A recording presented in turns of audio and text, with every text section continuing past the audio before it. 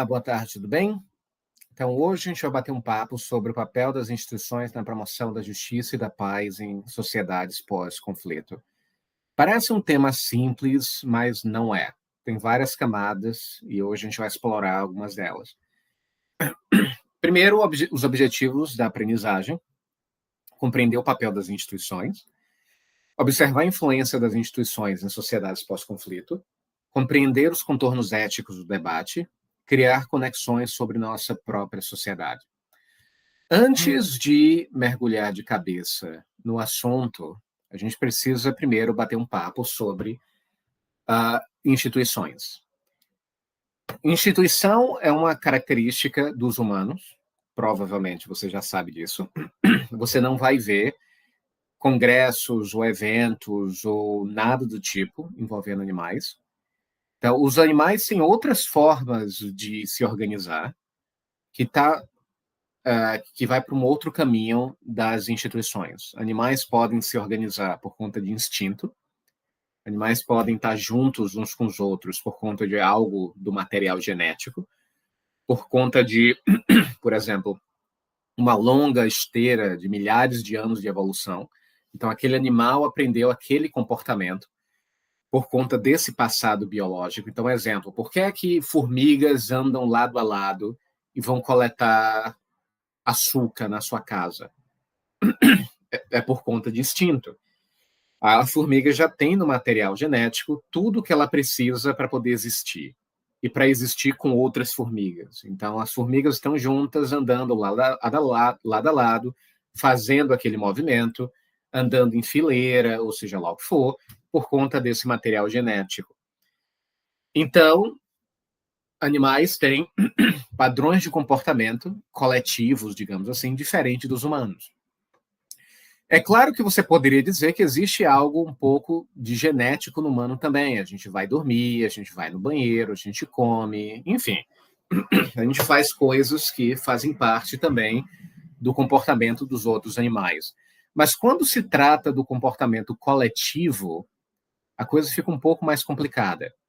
Exemplo, por que é que eu me comporto bem com meus outros colegas brasileiros? O que é que existe alguma coisa no meu DNA que me faz brasileiro, que me faz, por exemplo, pagar imposto? Por que eu preciso pagar imposto? Por que quando eu saio da minha casa eu me comporto razoavelmente bem? Eu não bato em ninguém, não toco fogo em lugar nenhum, eu vou trabalhar, pago os impostos, no final do mês recebo o meu salário, vou no cinema, vou jogar bola, ou seja, por que eu me comporto dessa maneira? É da mesma forma que as formigas? Não. Não é necessariamente por instinto, mas porque temos algo chamado instituições. O que são as instituições nesse caso? São regras que organizam o comportamento coletivo. São essas regras que fazem com que a gente se relacione com o mundo de uma determinada forma. É por isso que eu não saio na rua roubando todo mundo, embora eu possa roubar, mas eu não vou fazer. É por isso que eu não saio na rua batendo em todo mundo, embora eu possa bater, mas eu não vou. Então, existem regras organizando o meu comportamento, e não são regras diferentes da formiga, não são regras inscritas no meu DNA. Eu não nasci assim, eu aprendi. Eu aprendi a me comportar de uma determinada maneira. Eu aprendi, por exemplo, a usar roupa. Quando eu saio de casa, eu sempre coloco roupa. Parece óbvio, parece natural, mas não é.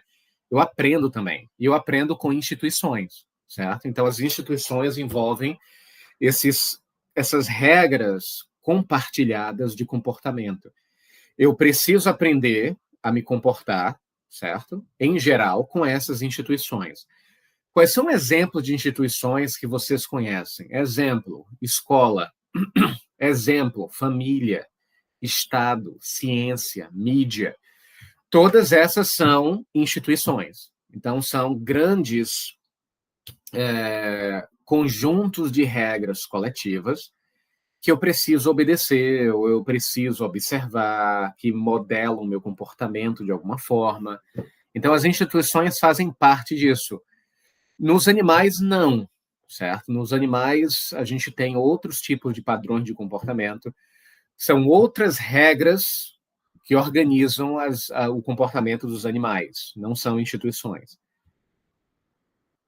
Em geral, como é que funciona as instituições, digamos assim?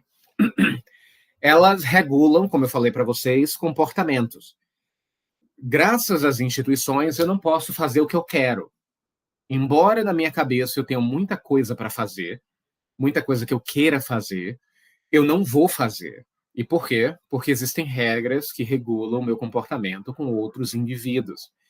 Então, as instituições, em geral, elas regulam conflitos, elas regulam comportamentos, elas permitem que meu comportamento com você siga um determinado padrão previsível, certo? Então, eu não vou me comportar de maneira aleatória.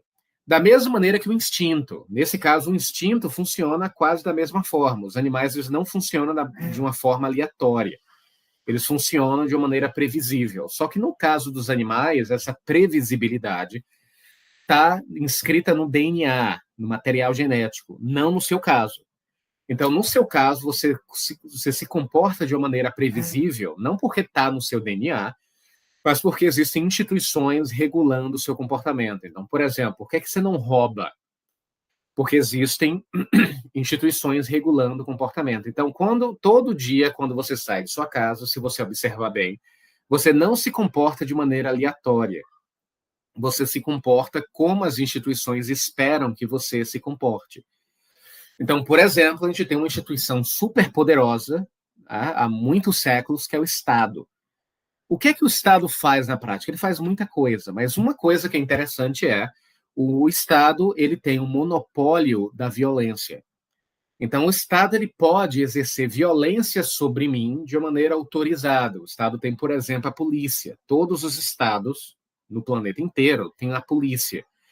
A polícia é um dos braços institucionais do próprio Estado. Na prática, o que é que significa isso? Eu não posso matar alguém se eu quiser. Eu não posso bater em alguém se eu quiser. Eu não posso agredir alguém se eu quiser. Porque o Estado ele tem esse monopólio. Cabe ao Estado usar a violência se ele quiser. A polícia, por exemplo, pode bater numa pessoa, dentro de certas circunstâncias, claro. Eu não. Ainda que eu queira. Ainda que na minha cabeça eu ache certo. Eu não posso agir dessa maneira. Então, o Estado ele regula o meu comportamento coletivo.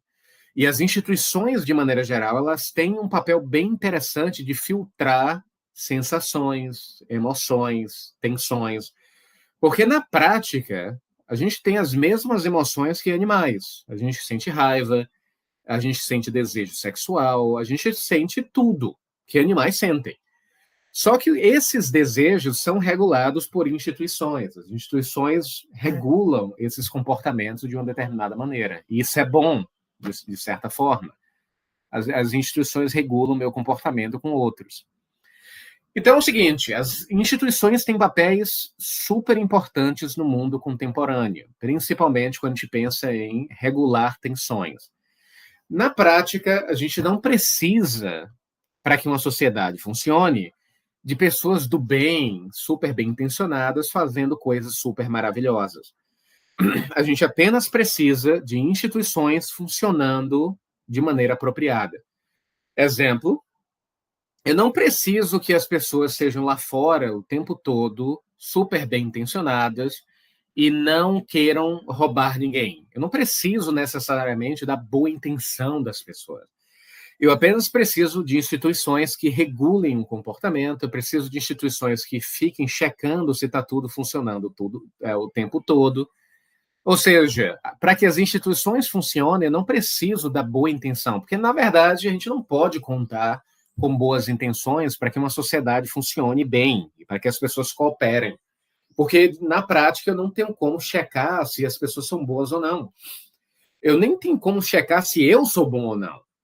Então, na prática, eu não tenho como colocar a mão no fogo por ninguém. O que eu preciso é de uma instituição que regule os indivíduos, que fiscalize o que está acontecendo, para que nada saia do controle. E caso alguma coisa saia do controle, a instituição precisa entrar para punir o indivíduo, para fiscalizar o indivíduo, para filtrar o indivíduo de alguma maneira.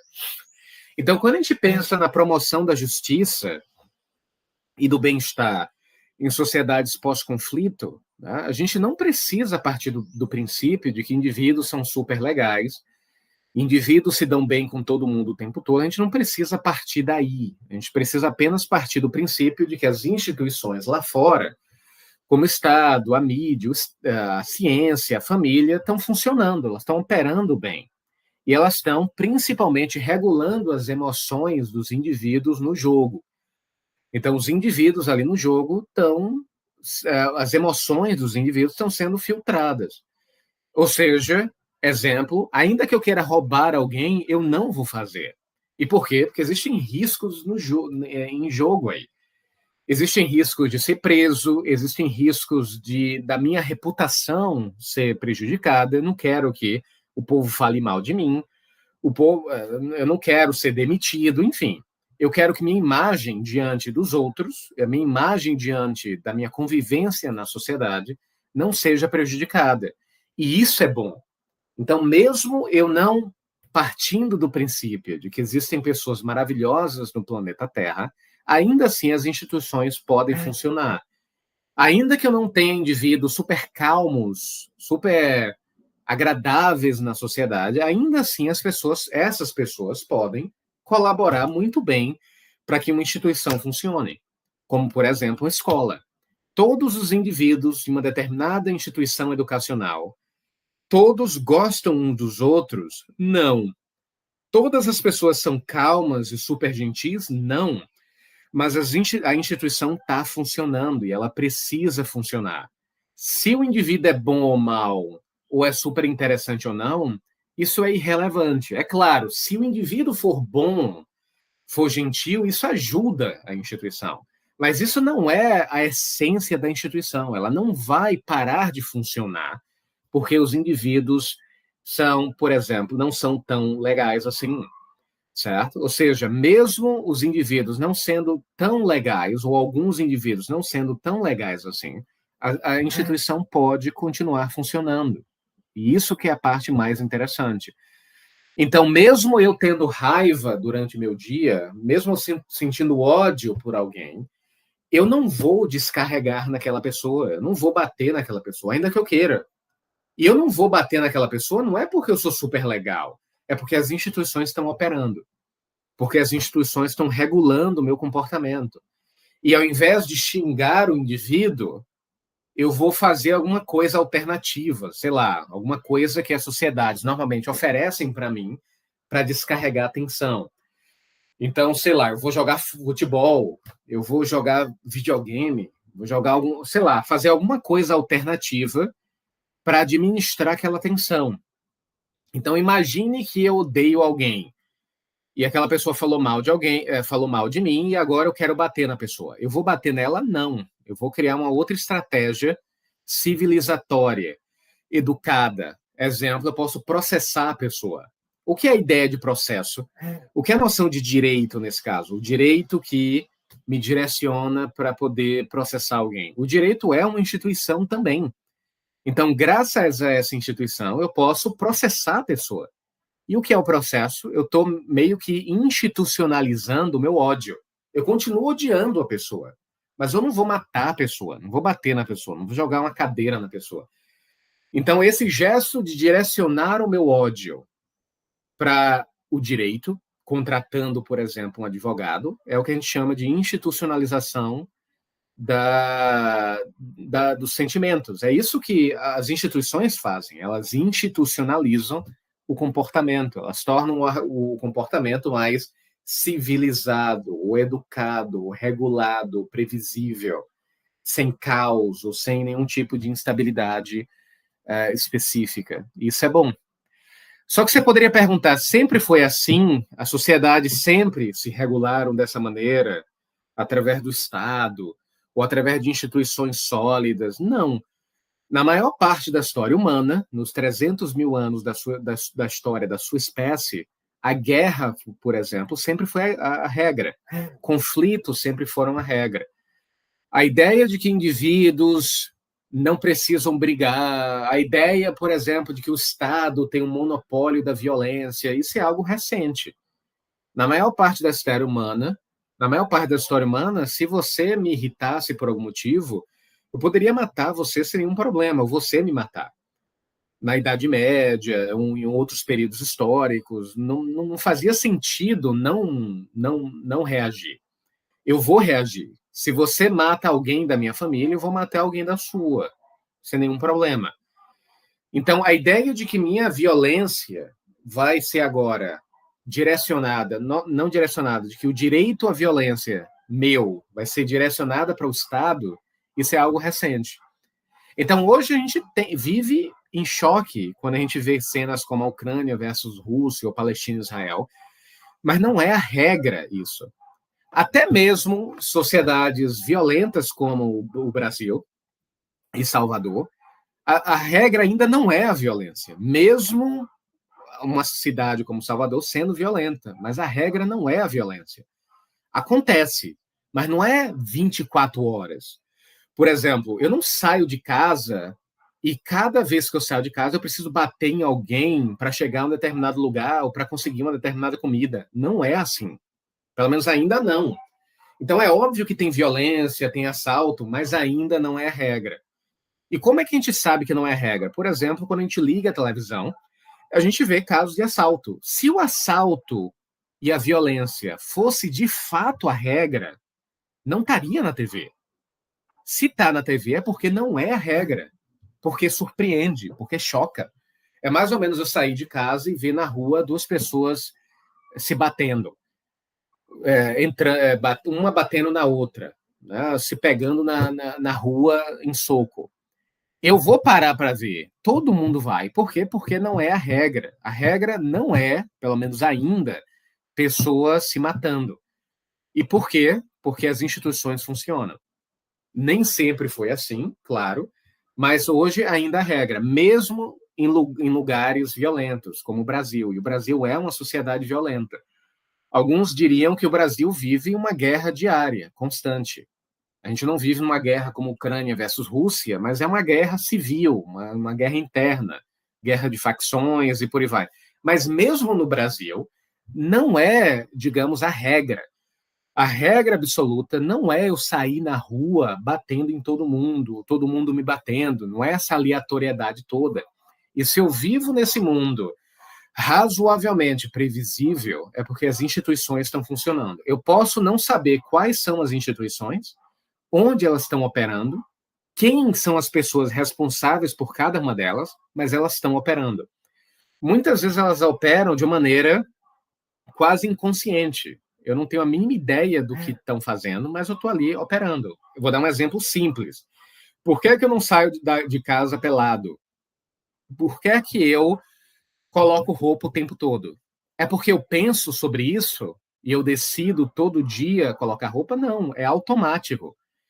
Quantos de vocês saíram de casa e esqueceram que estavam pelados? Ninguém, porque é natural, é automático. E isso faz parte de instituições como família, Estado, instituições que estão operando para que a gente viva de uma maneira previsível, de uma maneira confortável, civilizatória, digamos assim.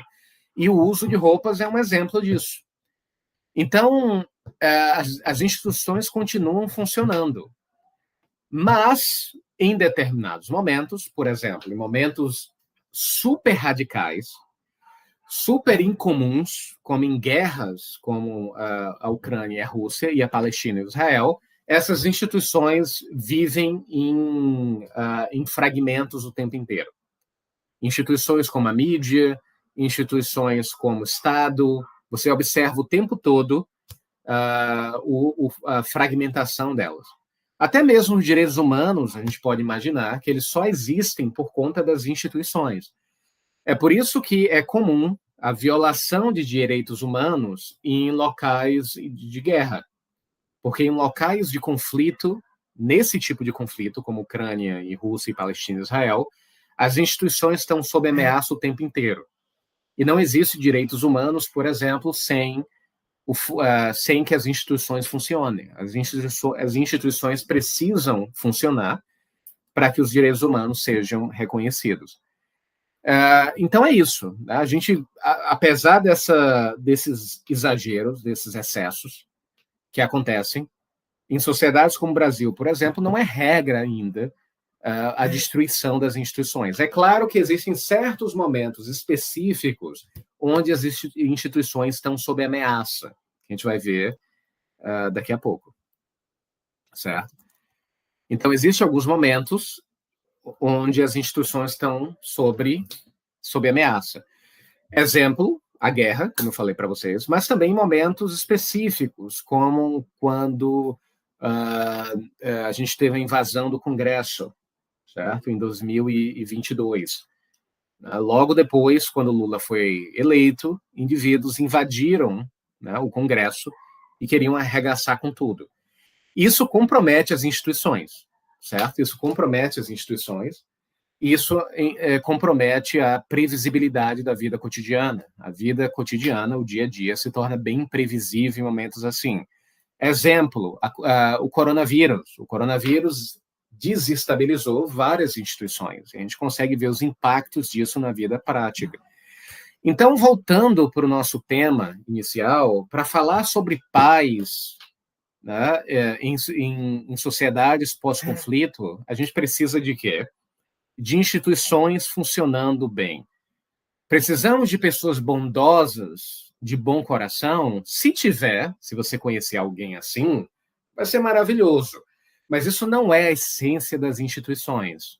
As instituições precisam funcionar independente de se os indivíduos são bons ou ruins, ou têm boas intenções ou não. Elas precisam operar. E por quê? Porque caso algum indivíduo, por algum motivo, não funcione bem, porque eu nunca sei quem vai funcionar bem, quem não vai, eu não tenho bola de cristal, mas quem for funcionar não muito bem, quem sair um pouco do ritmo, vai ser punido. E os indivíduos que funcionam bem estão funcionando bem por várias razões, seja porque é bom, seja porque está com medo de ser repreendido, medo de demissão, sei lá. De qualquer maneira, independente do motivo, as coisas estão funcionando bem. As instituições estão funcionando bem, certo? Então, nesse caso, é impossível pensar em sociedades pós-conflito sem que as instituições restabeleçam a solidez delas, como a mídia, o Estado, a família, outros elementos também, para que elas continuem funcionando razoavelmente bem. Se as instituições param de funcionar, eu tenho um caos completo. E a gente observa, eu acho que um exemplo claro disso foi o coronavírus. Quando a gente tem uma situação extremamente radical de um vírus nunca antes visto, colocando toda a humanidade em risco, a gente observa que o caos está bem ali na porta de entrada. E a gente sentiu isso na pele, principalmente no começo de 2020, não sei se vocês lembram, todo mundo indo para o mercado, estocar alimento, ou seja, as instituições estavam em risco, certo? E indivíduos, se a coisa tivesse piorado mais do que piorou, as pessoas poderiam começar a assaltar mercado, a se matar, a roubar umas das outras, a ser um caos completo, certo? Então, sem as instituições, sem que essas instituições funcionem bem, eu não tenho como estabilizar a sociedade. E eu não tenho como ter pessoas vivendo em paz. E lembrando, viver em paz não é ter pessoas se amando o tempo todo, mas é ter indivíduos sabendo que existem instituições funcionando e que eu preciso obedecer certas regras. Então, exemplo, uma instituição como o Senai, eu não preciso partir do princípio de que todo mundo ali se ama e todo mundo ali é uma super boa pessoa o tempo todo. Não é essa a ideia. Mas desde que os indivíduos estejam dentro da instituição, eles precisam operar dentro das regras da instituição. Existem certas expectativas, por exemplo, que cobram de mim e de vocês estando nas instituições. Eu não sei se você já parou para pensar, mas você não faz certas coisas no Senai que você faz em casa, ou que você faz na igreja, ou que você faz na rua. Instituições diferentes, elas requerem, digamos assim, elas demandam de vocês comportamentos diferentes, certo? Gostando ou não, querendo ou não, sendo uma boa pessoa ou não, eu preciso respeitar um certo conjunto de expectativas, porque caso eu não respeite o resultado é o quê? Muitas vezes o caos, certo? Então é impossível, retornando aqui para o nosso tema principal, é impossível pensar na justiça e na paz em sociedades pós-conflito sem pensar no papel das instituições, como a mídia, né, como outras instâncias também, né, como o Estado, a ciência, elas precisam operar. Se elas não cooperarem, se elas não estiverem bem, é impossível manter a paz. Então, a paz não é mantida por indivíduos bem intencionados, pessoas super legais, né, querendo ajudar o mundo. A paz é sustentada por grandes instituições nos bastidores de tudo que a gente faz. Mesmo que a gente não perceba, mesmo que a gente não veja nesse exato momento agora, instituições estão operando. Sem elas, seria um caos. Sem elas, seria todo mundo, roubando carro, enfim. Seria a lei da natureza nesse caso. Mas não é como funciona, ainda bem. E é isso, certo? Esse aqui é mais ou menos um resumo básico. Né? Se tiverem qualquer dúvida, podem entrar em contato. Né? E vejo vocês na próxima.